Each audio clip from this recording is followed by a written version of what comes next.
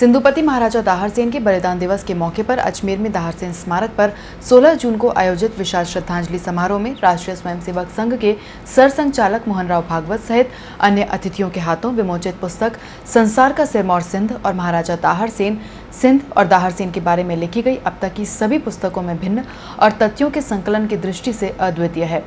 ये अमूल्य कृति प्रखर वक्ता, कुशल राजनीतिज्ञ और सरस्वती पुत्र पूर्व सांसद ओंकार सिंह लखावत द्वारा सिंध और महाराजा दाहरसेन पर किए गए गहन शोध का साक्षात लिपिबद्ध स्वरूप है। पुस्तक का अध्ययन करने से साफ लगता है कि विषय के बारे में विस्तृत, गूढ़ और गहन जानकारी के लिए उन्होंने न केवल सिंध के इतिहास से संबंधित कई प्राचीन ग्रंथ, दस्तावेज और पुस्तकों का अध्ययन मनन किया है, बल्कि कई विषय विशेषज्ञों से गहन चर्चा कर इतिहास के उस सत्य को उद्घाटित करने, उभारने और पुनर्स्थापित करने की कोशिश की है, जो कि या तो लुप्त प्राय हो चुका था या जिसे निहित स्वार्थी तत्वों ने तोड़ मरोड़ कर भावी पीढ़ी को दिग्भ्रमित करने की कोशिश की। इस अनुपम पुस्तक की सबसे बड़ी खासियत यही है कि इसमें सिंध और महाराजा दाहरसेन से जुड़े वास्तविक तथ्यों को तर्क की कसौटी पर कसकर तथ्यों को सिलसिलेवार और सहज पठनीय भाषा में प्रस्तुत किया गया है। इतना ही नहीं, इस पुस्तक से हमें महान सिंधु घाटी की सभ्यता और महाराजा दाहरसेन की महानता का भान होता है, जो कि हमारे लिए अत्यंत ही गौरवपूर्ण और प्रेरणास्पद है। इसके अलावा कई प्रसिद्ध और प्रतिष्ठित इतिहासकार, समाजसेवी, साहित्यकार और राजनीतिज्ञों के सिंध और महाराजा दाहरसेन से जुड़े कथनों का संकलन इस पुस्तक को और ज्यादा संग्रहणीय बनाता है। ये केवल एक पुस्तक नहीं, बल्कि महान सिंधु नदी से निकली एक धारा है, जिसका पान कर न केवल शोधार्थियों की जिज्ञासा तृप्त होगी, बल्कि हमारी भावी पीढ़ी के लिए एक प्रकाश स्तंभ का काम करेगी। धरती पर गंगा की तरह इस धारा को हमारे पास लाने की भगीरथी कोशिश करने वाले लखावत साधुवाद के पात्र हैं। मैं एक फारसी लेखक को यहाँ पर कोट करना चाहता हूँ। उसका नाम है मीर मासूम।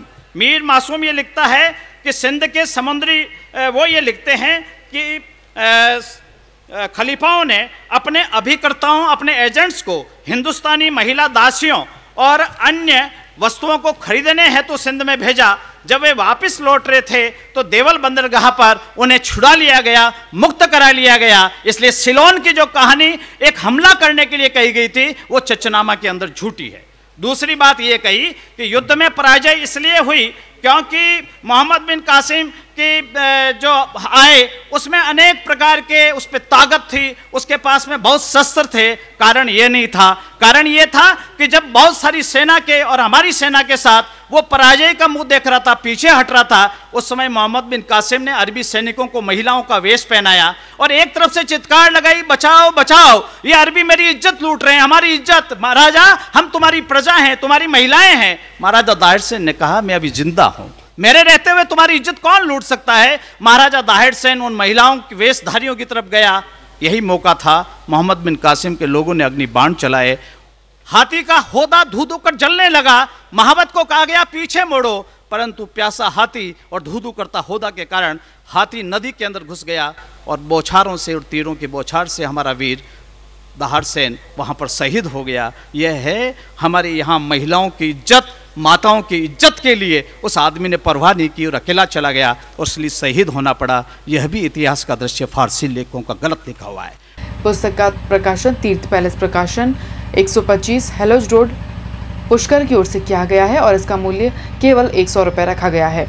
यहाँ उल्लेखनीय है कि लखावत इससे पहले जय आवड़, आसापुरा, बाहरट, नरहरिदास, हिंगलाज शक्तिपीठ, बोल सांसद बोल, युग चारण बोल, राजल अकबर का नवरोज दियो छुड़ाए आदि पुस्तकें लिख चुके हैं। जहां तक लखावत के व्यक्तित्व और कृतित्व का सवाल है, सब जानते हैं कि वो राज्यसभा सदस्य और अजमेर नगर सुधार न्यास के अध्यक्ष रह चुके हैं। न्यास के अध्यक्षीय काल में ही उन्होंने दाहरसेन स्मारक सहित सम्राट पृथ्वीराज चौहान स्मारक, लवकुश उद्यान, मनीषी समर्थदान पत्रकार भवन सहित कई स्थायी और दर्शनीय स्थानों का निर्माण करवाया। वो अजमेर में स्थित चारण साहित्य शोध संस्थान के अध्यक्ष भी हैं और भक्तिधाम की स्थापना उन्हीं की देन है।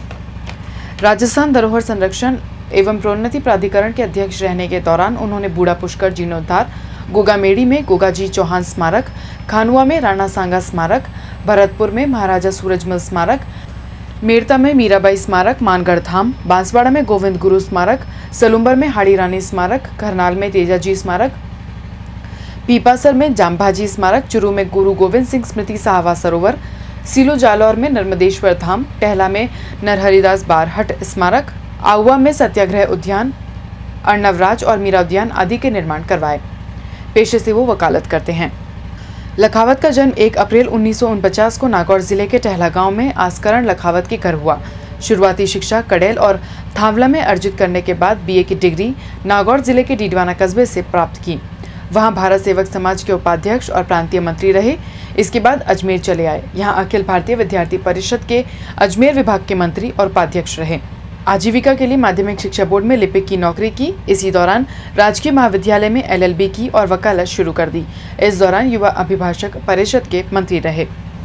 अध्ययन काल के दौरान ही साहित्यिक कार्यों और पत्रकारिता में रुचि रही और वकालत करने के साथ 1969 में समाचार एजेंसी हिंदुस्तान समाचार के जिले के संवाददाता बने।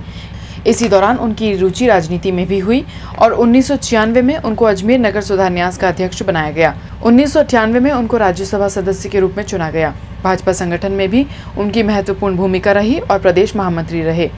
वर्तमान में प्रदेश उपाध्यक्ष पद पर हैं।